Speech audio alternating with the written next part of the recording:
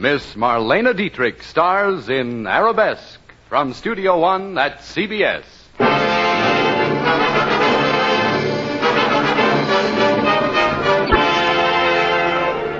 We believe that someone will approach you. And what do I do when this someone appears? You will receive your instructions at the proper time. And now then, let's forget about this sort of thing. Let's get a taxi and drive out into the country. Don't tell me you want to see the pyramids by moonlight. I want to see you by moonlight.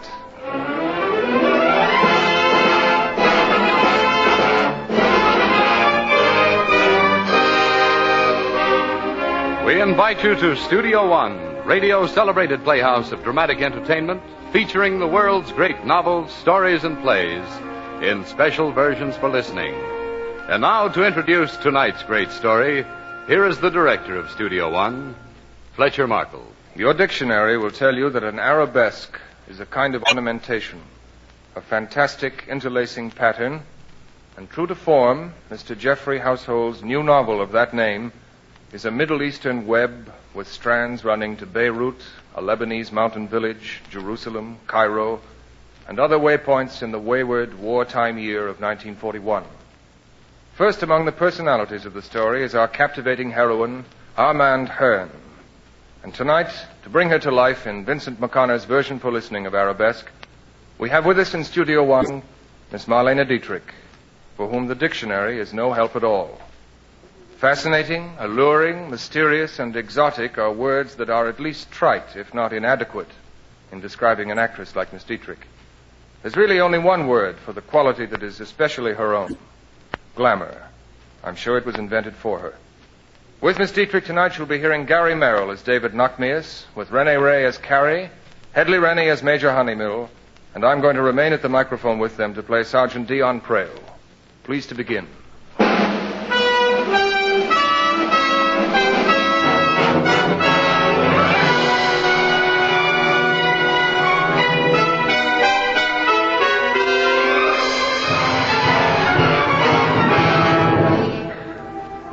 For me, the early days of the war was a life of shadow in a small, dark room in the Near East.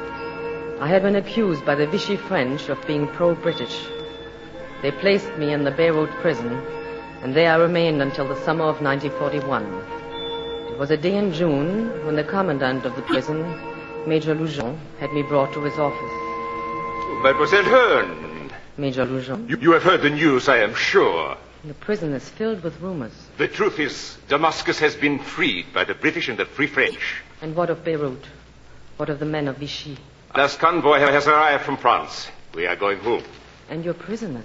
You are free to go, mademoiselle. The doors of our prison stand open. And you, mon commandant?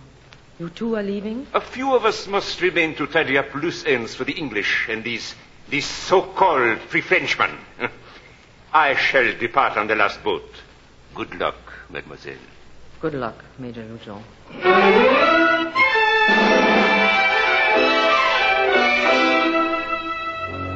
As I left the prison, one of the Vichy ships was already steaming out of Beirut harbor.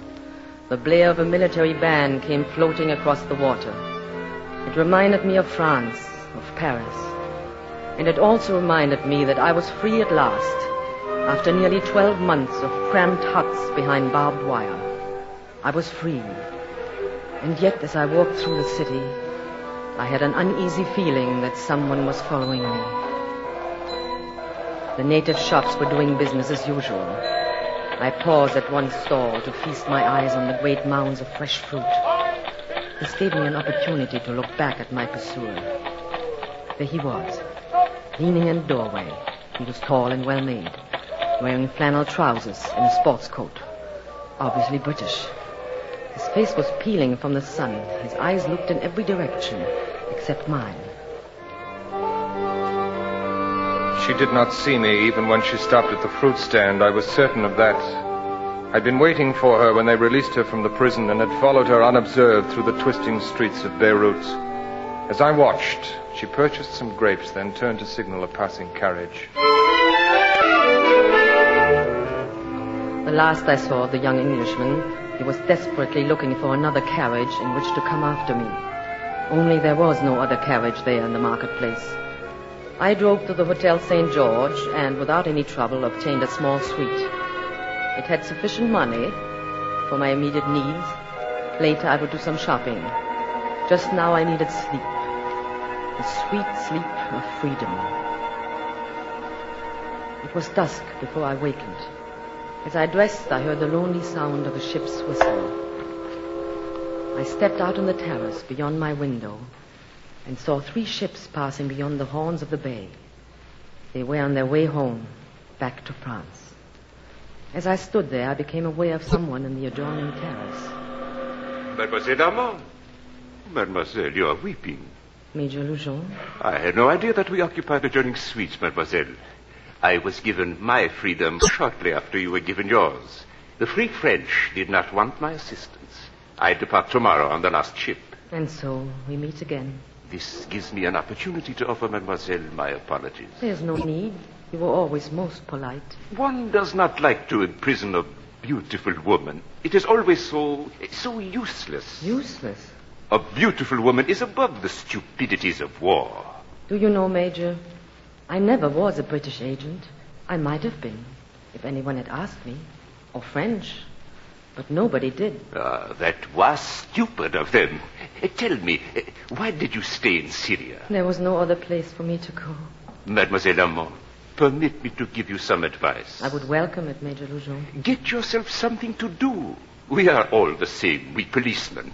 If a woman is living alone without a source of income, she is suspect. And if you really are not working for the British, you will be just as suspect to them as you are to me. Oh, no. Oh, they will not think you are German agent since you are part French, but they will certainly think you are working for the French or for someone else. So? Mademoiselle, I beg you, get yourself a job. In war, one must not stand out. One must disappear. I ask nothing better. Your phone, Mademoiselle Armand. But no one knows that I'm here. There are many who know that Mademoiselle is here. Good luck, Mademoiselle. Au revoir, mon commandant. And remember my advice. Get a job. Yes? Miss Hearn, Yes? this is Sergeant Merrill of British Field Security. Oh? I'd like very much to talk to you. I'm in the lobby. Very well. You may come up to my room in 5 minutes. Thank you, Miss Hearn. 5 minutes.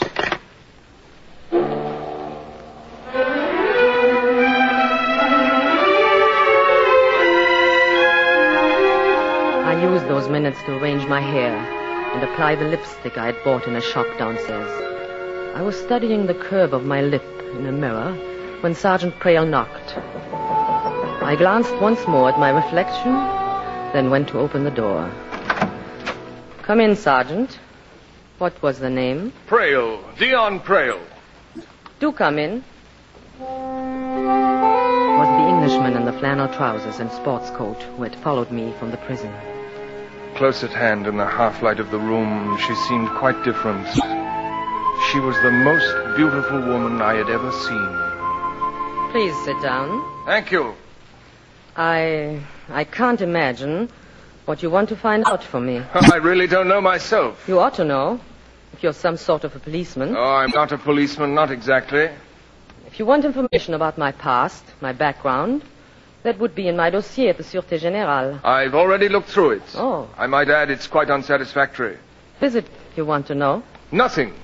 But you must have come here with some idea. I did, but I haven't got it any longer. Oh? I have a new idea now. An idea that you are the most charming woman I've ever seen in Beirut. Have you any specific questions you wanted to ask? Well, no, I don't think so. Tell your commanding officer that I shall be very pleased to give him any information he wants. Oh, I've bothered you. I'm sorry. You can't help it, if it's your duty. Believe me, it is. Please tell me, why did you come here? What did you expect to learn from me?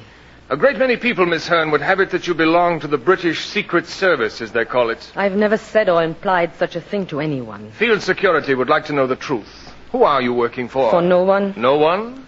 Not even myself. Your word of honor? I swear it. A beautiful woman without a job. Yes. Which reminds me, I've got to find one. Well, perhaps I could help you. I would be most grateful. Is there anything special that you'd like to do, Miss Hearn? No. What are you trained to do? Very little, I'm afraid. Well, have you never had any sort of job? Oh, yes. I came to the Near East as interpreter for an aeroplane manufacturer. What were your duties? I interpreted. You take shorthand, that sort of thing? I'm afraid not. I see. Well, I'll make some inquiries. That would be very kind. May I see you again? That's up to you, isn't it? I didn't mean it quite that way. What did you mean, Sergeant? I meant that I would like to see you in a little less official manner than this. I'm afraid I can't avoid seeing you, Sergeant, if you wish. I do wish. Good night, Miss Hearn. Good night, Sergeant Prale.